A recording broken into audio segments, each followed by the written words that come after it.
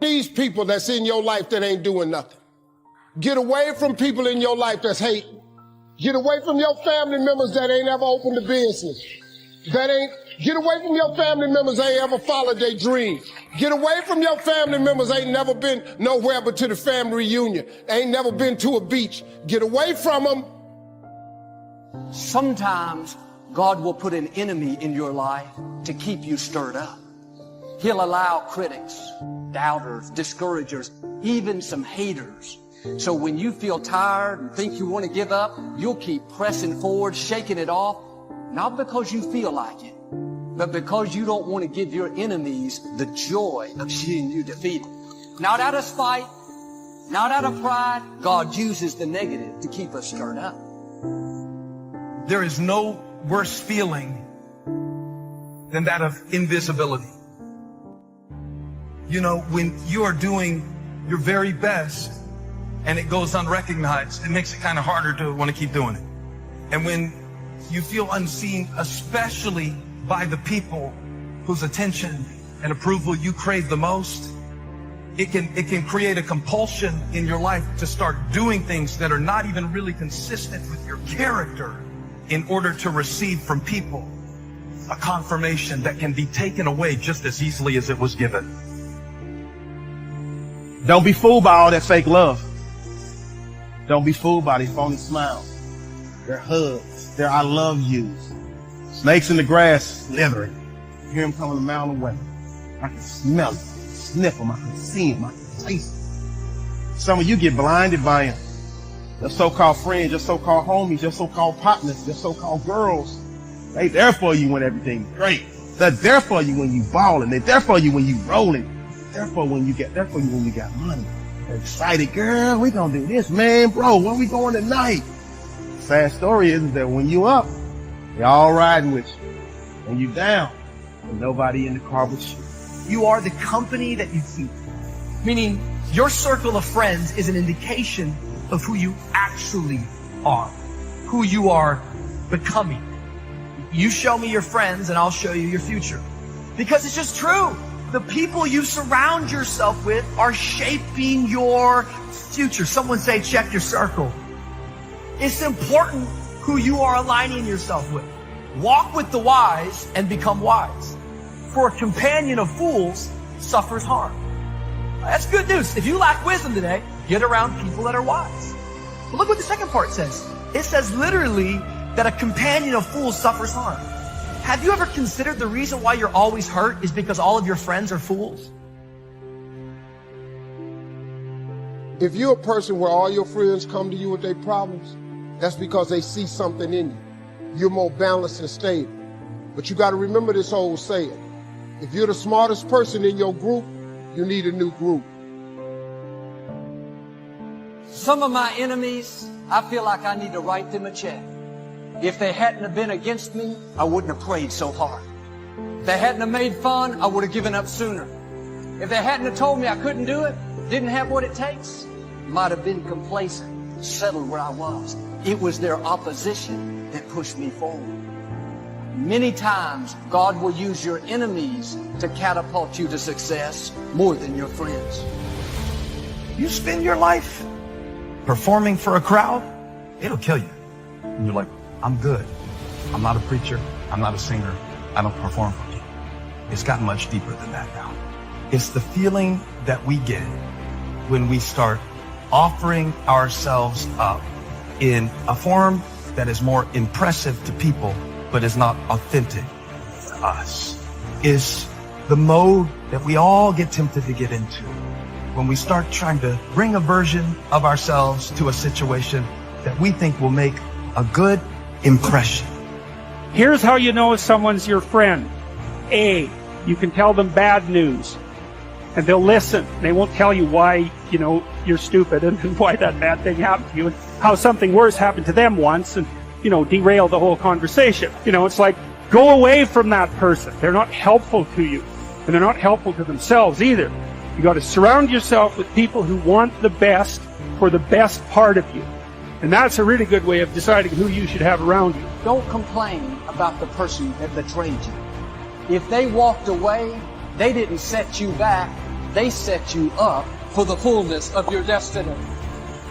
If they lied about you, tried to push you down, overlooked you, it may not have been fair. But if God allowed it, He knows how to use it for your good. Do not be misled. So don't sit around and be like, I think this is what's going on. No, wait, this is maybe what's happening. You have to come up with theories. Don't be misled. Bad company corrupts good character. Have you ever stopped to consider the reason why you're never able to finish anything you start is not because you're not gifted. It's not because you're not talented. The reason why you can't finish it is because you lack character. Because every time you step out, you don't have the stuff it takes to finish. Yet the only way you're going to get rid of bad character is you're going to have to actually go ahead and get rid of bad company. The moment you remove bad company, you're going to start getting some good character. Somebody say, check your circle. You've got to upgrade your friends. It ain't nothing bad. You just got to upgrade people in your life. But if you're the smartest person in your group, you need a new group. You cannot be the go-to person in the group. Don't worry about it. You have a gift. After you solve problems all the time, you can earn a lot of money here. You know what people pay for in this country? They pay for expertise in this country. The moment you're an expert at something in America, you can make $1 million. All you gotta do is be an expert at one thing. Sometimes there's something inside of you telling you that you are not enough. And since you feel like you're not enough, you start trying to do all this stuff to prove that you are enough. The problem is, the people that you're trying to prove it to aren't even paying attention because they're so busy trying to prove to somebody else who isn't paying attention to the other person. And now we're all posting and proving, but inside we're dying. And you've got to know the places that you cannot go, whether it's on your phone, whether it's in your mind, because there are some places that you need to stay away from on purpose. Because if you go, it's going to kill your joy. It's going to kill your contentment. It's going to kill your sanity. It's going to kill your peace. I don't know how many different ways I can say this. So many of us have to learn this the hard way. They act like they got love for you. Have your friends, have your family, have your relationships. But make sure you pay close attention to the circle, to your company that you keep. Because when you need them the most, I promise you, they will turn your back on you. You need to find you a group of friends. And you need to know in your heart of hearts that if you down, they gonna pull you up. And if they down, you gonna pull them up. You know, I always say, you show me your crowd, I'll show you your future. If you want to know where you are or what port you're on, look in your cell phone. Because your cell phone will tell me who you talk to. And whoever you spend your time talking to, that's the port you're on.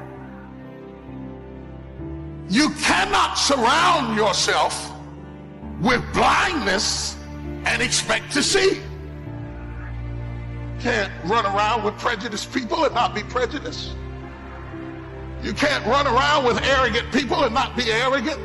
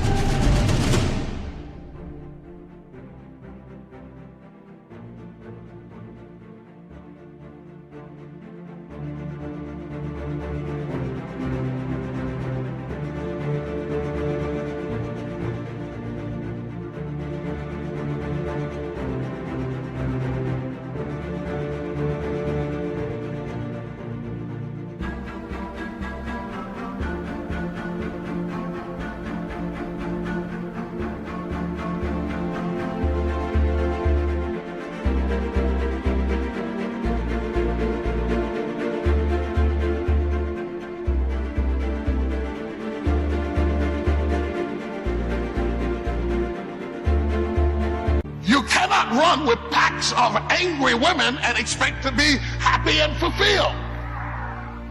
You cannot hang out with a bunch of defeated, going nowhere, no vision men and be an overcomer. You are who you hang around. Because if I and everybody else is down around me, then down becomes normal. But what makes down terrible is when you are down and you can still see up. I'm begging you, man. I'm begging you from a man to a man. Let go. Let go. Let go of these people who you know aren't for you. Here's a big one. If you're not feeling it, find new friends. I'm being dead serious about this. This one is real big for me. Who you hang out with is a huge deal. And again, these are all tried and true things, right? We've heard you're the whatever of the 5 friends you spent. Like, that's real. That one, put in the bank. Like, if you're not feeling it, you need to go to meetup.com and go to 10 meetups of people that are hungry. Like, it's unbelievable what happened to me when I got into the Silicon Valley world and started meeting.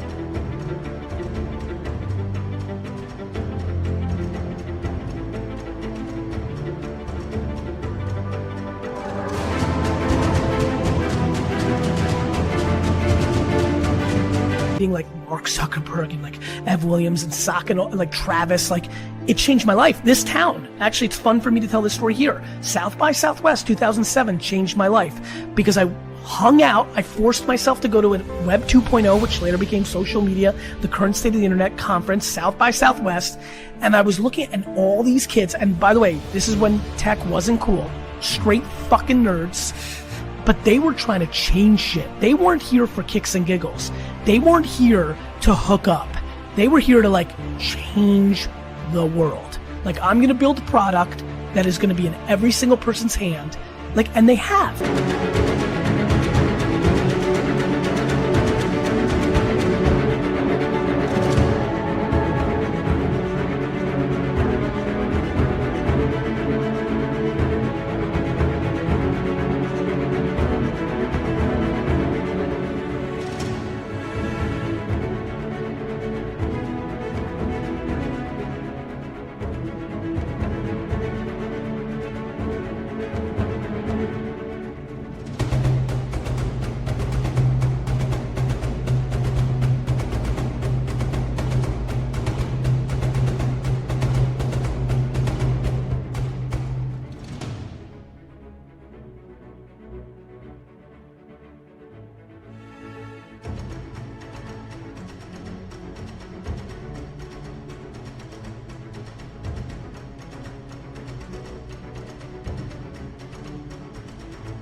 Like the Twitters and the Facebooks and the Ubers, they did.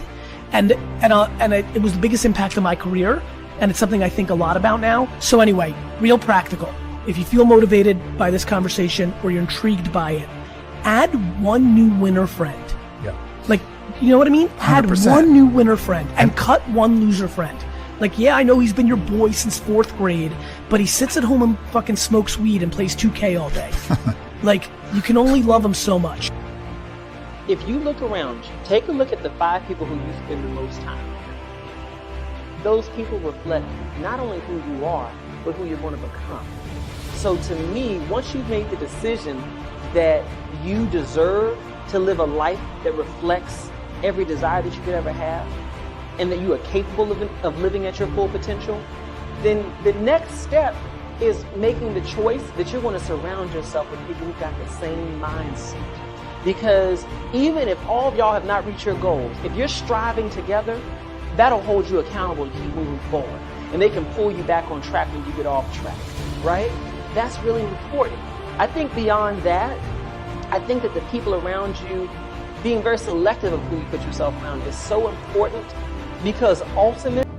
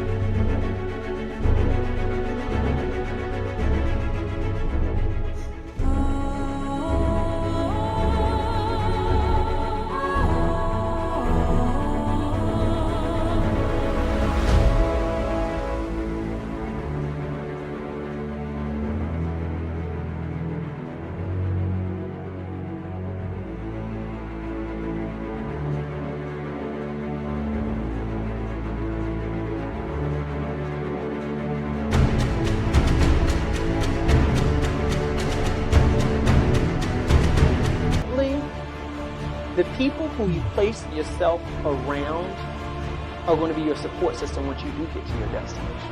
Here's something real. Go home, cut your loser friend, and go find a winner friend. Go somewhere, go to meetup.com, go to a Facebook group, join some shit, DM the 800 people that you think make sure they're not bullshitting, they're like doing what you want, and just make one new friend. I see it, like D-Rock, like he's right, like, it's unbelievable to watch my team, like they get faster, they get smarter, they get more confident, right? It's real, man, it's real. Confidence and like hunger gets passed on to each other. It's like team dynamics. It's why like a great player that sucks shit can fuck a team up. Like go audit your circle, add one more winner, decrease one more.